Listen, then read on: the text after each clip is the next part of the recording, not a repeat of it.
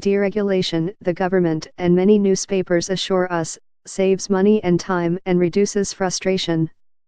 That's the theory, but, as I see every day, it doesn't quite work like this. My youngest daughter's school has been trying to protect its children from the toxic cloud in which they work and play. The teachers know how much damage traffic pollution does to their lungs, hearts, and brains. They know that it reduces their cognitive development, their ability to concentrate, and their capacity for exercise.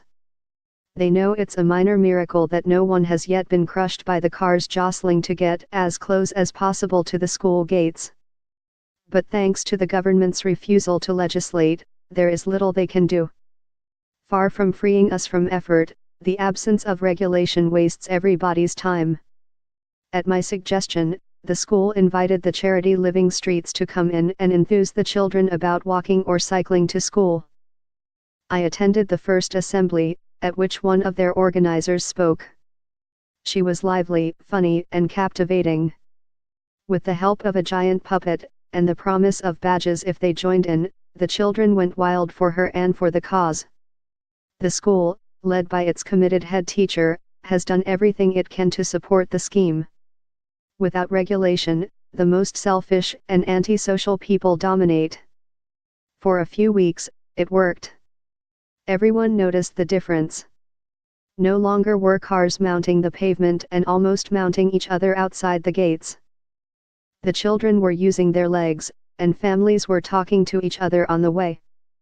But the cars have crept back in, and now, though the clever and catchy program continues, we're almost back where we started. School begins and ends under a cloud. Some of the drivers are the people who were elbowing in before, others occupy the space vacated by those who respect the scheme. Living Streets will keep returning. But now that the first flush of enthusiasm has abated, sustaining the program will be harder. Aside from the damage to our children's health, it's the redundancy of it all that gets to me.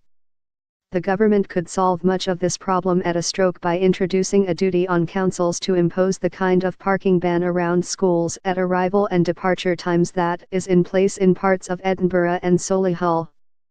Technologies such as number plate recognition cameras and rising bollards, both of which allow residents and drivers with a disability card to pass while excluding others, can make enforcement automatic.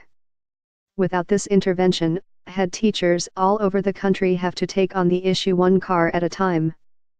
Add up their efforts and you're likely to find that this pointless replication runs into hundreds, perhaps thousands of times the public labor that government action would require. If there is one group of people whose time is both stretched and socially valuable, it is head teachers. Some schools have lobbied their councils for traffic restriction orders, generally without success. But why should we have to fight the same battle borough by borough for our children's health?